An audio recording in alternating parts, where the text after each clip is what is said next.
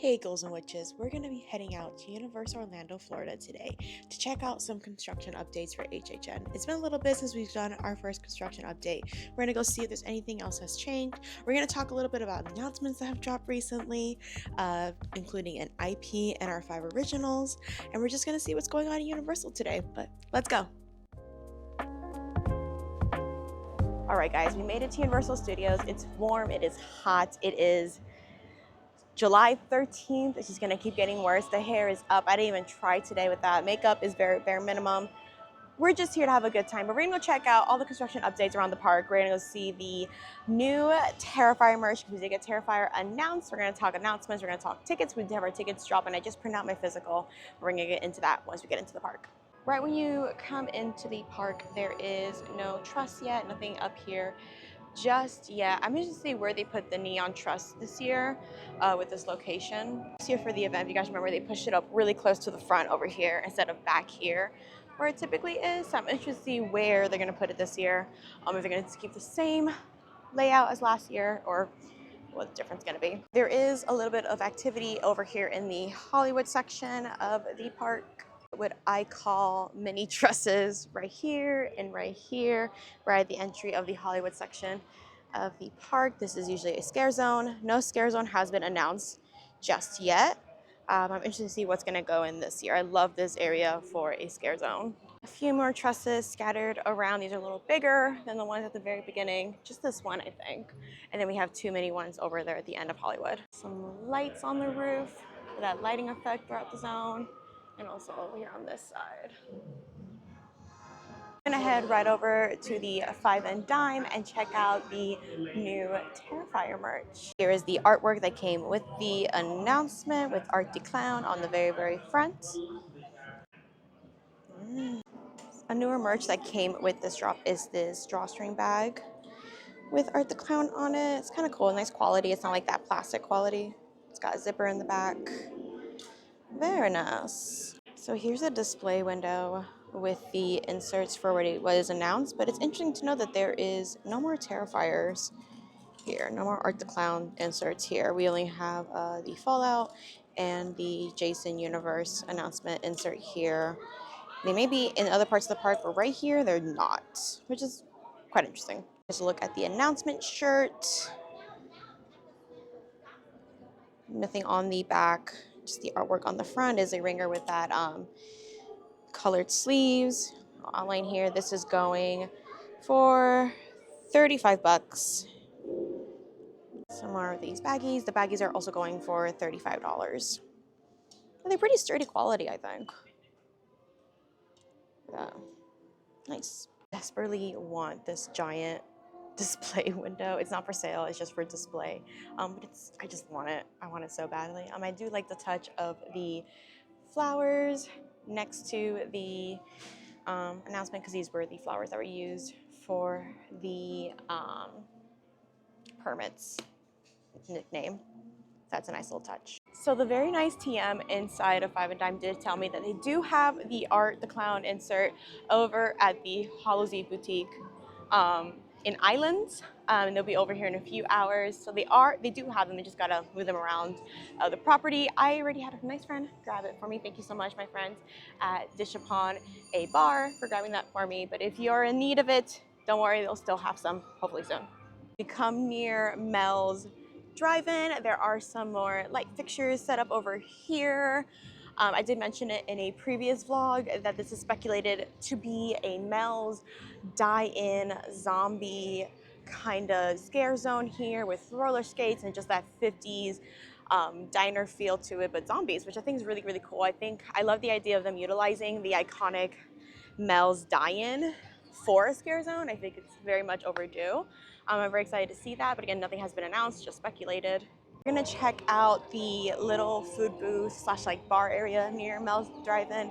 That was used as a Mels DriveIn food booth last year, and there was a bar the previous year. It's like the weekend bar area, if you guys understand what I'm saying. This was here previously. I'm guessing this is gonna be like little signage for whatever this food area is. There's some lighting set up here too. YouTube, I am not trying to take this music. It's just super loud and I'm trying to record. Ooh, this is a good development right here. We have some screens. We have some screens set up over here in this little area. some more light trusses. These like the smaller ones, not the really big ones. Ooh. Last year, this little area right behind me was used for to like display some like characters from the original houses. We had like the Skull Guy from Solar Cinema 2. We had some goblins from Goblin's Feast. We had some kids from the Candy Factory, Mr. Sweet's Candy Factory. So it's been used in the past like display things. I'm interested to see what these screens are gonna do, because what's all that about? Um, but this area has been utilized in the past for like kind of like a photo op-y moment. I wonder if that's going to be the same thing with these screens.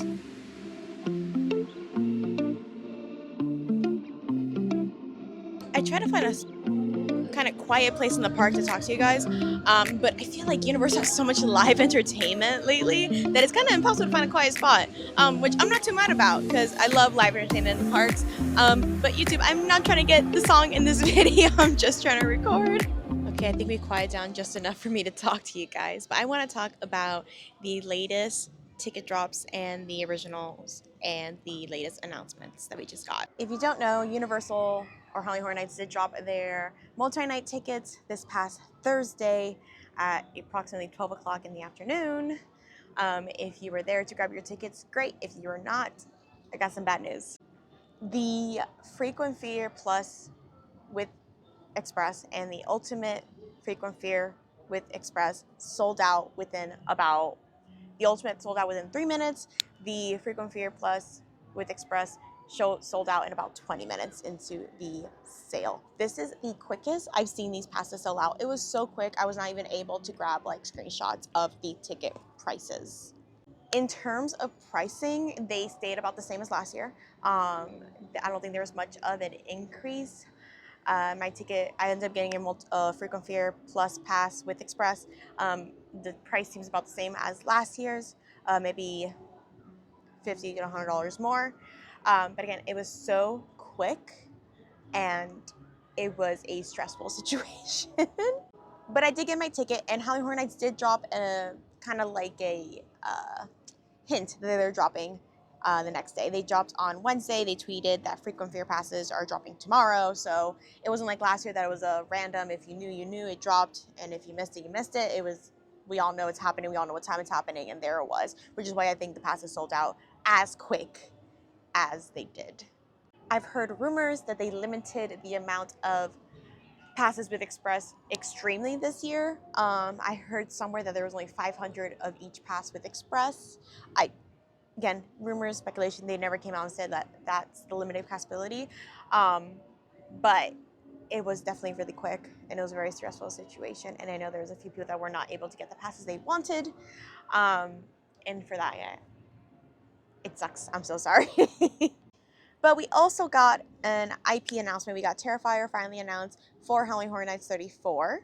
I'm excited for it. I've said it in the past episodes that Terrifier is not really my cup of tea. I just watched the first film for the first time Thursday night to kind of celebrate the announcement, confirm that it's not my cup of tea, but I'm excited to see what they can do with this property. It's going to be based on all 3 houses.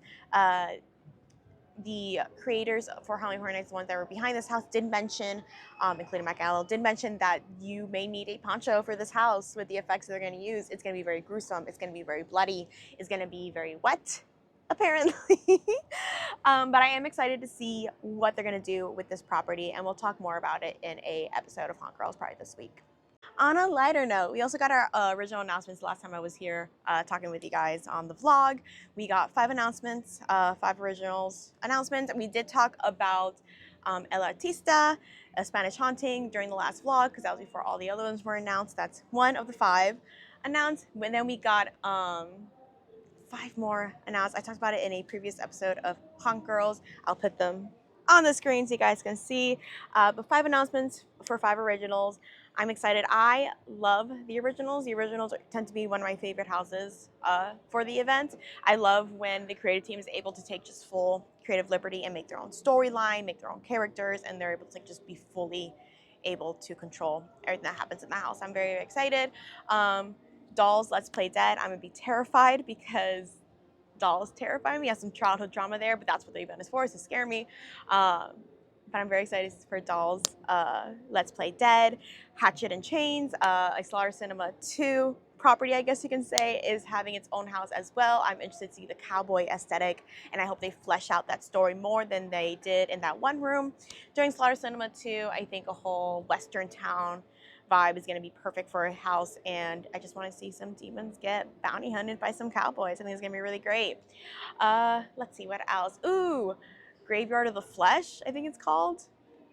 Grave of the Flesh, there it is. I feel like this is going to be very just like rugged and gross. Like, it's not going to be not so much a pretty house, but definitely like a gruesome house. Not as gruesome as Terrifier maybe, but definitely more of that grimy haunt feel, which I love. I hope to see, I mentioned this in the episode, go back and listen to it. I did dive more into these originals, but I hope to see for this house, kind of like we had for the Poltergeist house, that you see like the above ground when you first come in, but you're going underground. I hope to see that, because it looks like it takes place under a cemetery with all those graves, and I hope to see that when we first come in, we kind of see the cemetery above us, and we're going under it. I think that'd be so cool. And then we had Galkin. I think I pronounced that right. Monsters of the North. Oh my goodness, it's gonna be our cold house of the year. I said in the episode, it's giving Witcher, it's giving cold house, it's giving big monster puppets, which I love. I just hope that they work throughout the entire season. I feel like sometimes the puppets, HHN gets very, very, very ambitious, which I love. I love when they get ambitious, but sometimes it gets too ambitious that the puppet or the effect only works for the first couple of weeks and then we don't see it ever again. I hope that's not the case. I hope we've learned, and I hope to see a lot of big puppets in this house and big creatures. But let me know what you guys think. Which of these originals are you most excited for? I think storyline wise and aesthetic wise, they all have a different vibe going on, and I'm interested to see how they carry throughout the event. I'm very, very excited, but drop it in the comments below which one you're most excited for. Okay, friends, we are in the New York section of the park. We're gonna head over to where the tribute store for HN typically is. I just want to show you guys a little something and talk about some of the latest speculations when it comes to the tribute store. So as you can see here, Rip Red Rocket, as we know, is coming down. So there are construction walls up here currently, but it kind of blocks off the whole tribute store. This is where the tribute store typically is. As you can, there's nothing in front of it, nothing developing as of right now. But because of the construction over here with Red Rocket, there's some speculation about a relocation for the tribute store this year. So one of these speculated new areas for the tribute store this year, you can find inside Sahara Traders. We're gonna go check that out.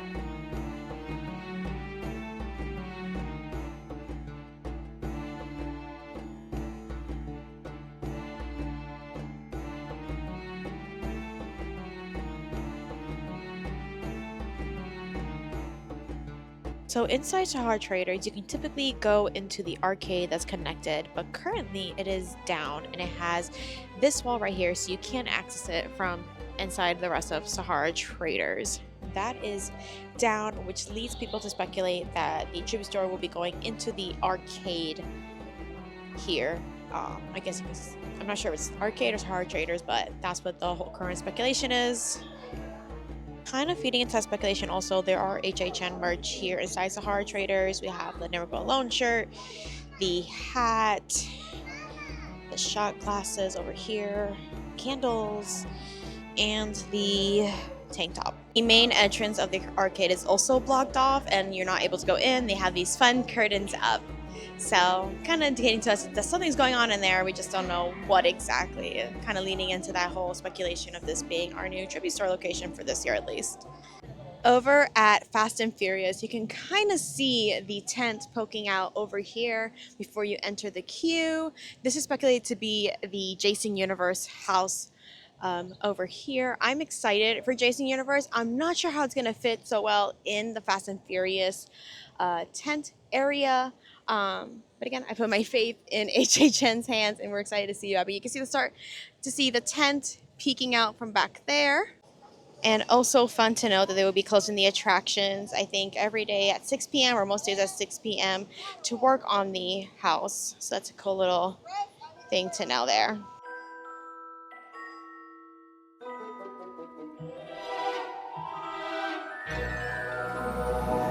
Here at the Wizarding World of Harry Potter, they do have the Death Eater set up, kind of similar to last year. This is one of the more main areas for the Death Eaters. Typically, there will be fog coming out of there. But there's lots of these little like set pieces around the area as well. We'll go check them out too. Death Eaters have not been confirmed yet for HHN34, but it's a good signal for us that they are coming to the event. I feel they have become sort of a staple when it comes to HHN. Ooh, tongue twister there. So I like seeing them, and it's a nice little touch, this little area. Here in Nocturne Alley, they do have some set pieces up here as well. This is like, it's very much heavy Death Eater area. When it comes to HHN, it's just dark and spooky. Not to mention the great AC break you get in Nocturne Alley. So just like last year, there's a bunch of these crates with some props around the area. These hide like some lighting effects, some fog effects. These are all scattered around the Wizarding World here. Over by Animal Actors, we have a lot of development. We have this huge truss and stage area put up here, and we also have the lighting rig set up. In the past, this area has been like kind of like promotional photo ops. Like they had a Blumhouse photo op here last year. I love this little stage area. I'm going to just see if they're going to spread the scare zone from Central Park all the way out here to this little area, which would be kind of cool. I would love to see it fleshed out. I feel like they have the space, they might as well use it. And once again, the scare zones and what they will be have not been announced just yet. It's all speculation currently, but I would love to see it fleshed out all the way out to here. It's a good courtyard area. It'd be nice for a scare zone. I've always thought that the Central Park area, that little long strip, has been kind of like clustered when it comes to doing a scare zone. We had Swamp of the Undead in there, we had Vikings in there, and it's always been kind of a tight squeeze coming through. So I would love to see it like just spread through here, open up into this courtyard with this. I think that'd be a nice little touch. All right, friends, well, that wraps up our time here at Universal Orlando today. Hot day, make sure to hydrate, make sure to take care of yourself, take care of everyone around you, take those breaks, get those fans going, take your water breaks, all that fun stuff. If you guys like talking about the original houses, there is an episode already on the Haunt Girls podcast covering all the original announcements. So go back and find that. That's everywhere you get your podcast. You'll find that. I will have an episode coming out this week about the Terrifier announcement and the ticket stuff and all that fun stuff. But it was so much fun seeing everything that's going on in the parks. It is so close. I think today it's 47 days away from HHN34.